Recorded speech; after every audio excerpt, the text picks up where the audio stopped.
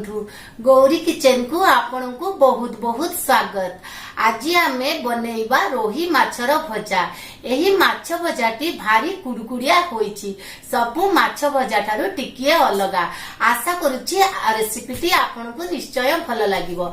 जदि भल लागे तेबे प्लीज लाइक शेयर सब्सक्राइब करबा को भूलिबे नाही। आसंतो प्रस्तुत करिबा। क्रिस्पी रोही माछ भजा पाई आवश्यक सामग्री 6 पीस रोही माछ, 2 चामच चाउल चूना, 1 चामच लंका गुंड, आधा चामच लूण, 1 चामच हलदी गुंड, फाळे लेंबू, 1 चामच धनिया पाउडर।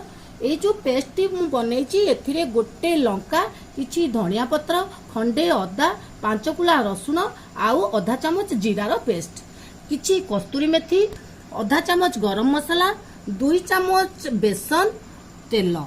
एहाकु नेकी आज आमे प्रस्तुत करिबा क्रिस्पी रोही माछ भजा। प्रथमे माछ को मैरिनेट करिबा। सबु माछ तक दे देली एथिरे। तापरे सेथिरे एई मसाला पेस्ट को देली। तापरे कस्तूरी मेथी को देली। तापरे गरम मसला पाउडर देली। तापरे बेसन देली। तापरे लूण देली। तापरे मिर्ची पाउडर देली। तापरे हलदी पाउडर देली। तापरे धनिया पाउडर देली एवं चूना देली, चाउल चूना। एबे हमें यहाँ को मैरिनेट करिबा। एथिरे हमें हाफ चामच लेंबूर रस भी दबा। यहाँ को भल भाबरे मिसई दबा। एहीपरी जेमिति माछरे सबुथिरे मसला कोटिंग हेजिबो। एहीपरी भल भाबरे ताकू मिसई दबा। हाथ रे मु एथि मिसौची जे हाथ रे मिसेले सबु माछरे भल की कोटिंग हेजिबो। एबे एथरे भल की मसला कोटिंग हे गला।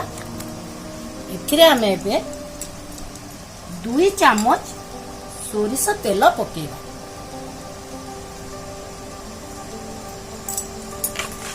सबु माछ को भल भाबरे मसला सहित मिसई की पूरा मसलार गोटे लेयर माछरे रखिबा।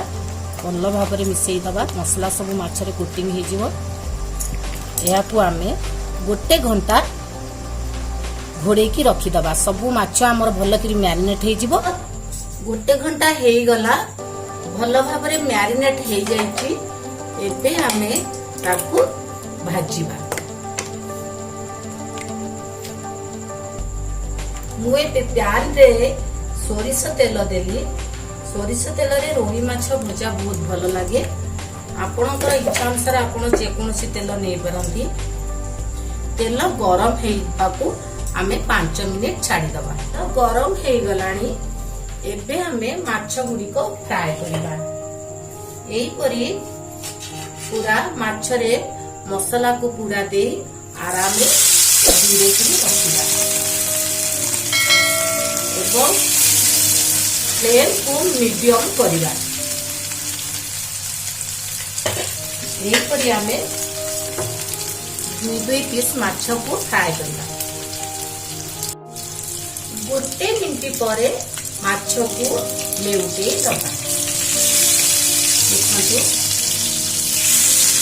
एहीपरी लेउटे दबा। एटा छोटो पैन बोली मु 2 पीस फ्राई करूची। बड़ पैन हितले आपण सब भी एका संगे फ्राई करि परिबे बेसी तेल देकी। एबे आउ 1 मिनिट भाजीबा को देबा। देखंतु हमर 2 पट जाक माछ बहुत सुंदर भाबरे फ्राई हे गला। आमे ताको एपट सेपट करी 2 पट जाक भल भाबरे फ्राई कले। एबे यहाँ को आमे प्लेट को काढी नबा। सबु बेले गोटे छोटिया टिप्स को मन रखिबे। माछ को जितबे फ्राई करिवे सेतबे धीरे धीरे करी माछ को लेउटेबे। जल्दी लेउटेबेनी। जल्दी लेउटेले माछ भांगी जाए। देखंतु एबे हमर सब माछ फ्राई हे गला मु एबे प्लेट को काढी रखुची। माछ भजा को मु टिकिए पियाज धनिया पत्र आ कंचा लंका देई गार्निशिंग करिची। जदि आपण को मोर रेसिपी टी भल लगे तेबे प्लीज मोर चैनल को सब्सक्राइब करंतु, साइड रे थिबा बेल आइकन को क्लिक करंतु, जहा द्वारा मोर नुआ वीडियो बर नोटिफिकेशन आपण को पाखक प्रथमे आसीबो। थरे निश्चय तैयारी करंतु, केमिति लागिला मते कमेंट बॉक्स रे जणातु। धन्यवाद।